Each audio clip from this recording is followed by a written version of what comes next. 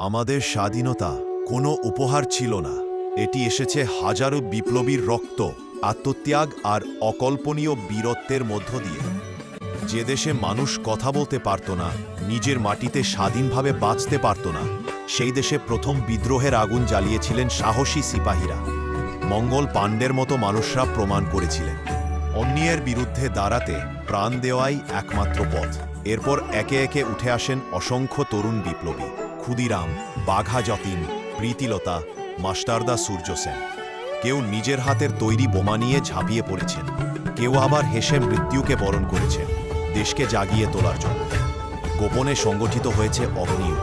চন্দ্রশেখর আজাদ, ভগৎ সিং, সুখদেব, রাজগুরু, তাদের প্রতিটি মুহূর্ত ছিল দেশের স্বপ্নকে বাঁচিয়ে রাখার সংগ্রাম। আরেকদিকে মহাত্মা গান্ধী লড়াই করেছিলেন সত্যাগ্রহ আর অহিংস শক্তি দিয়ে।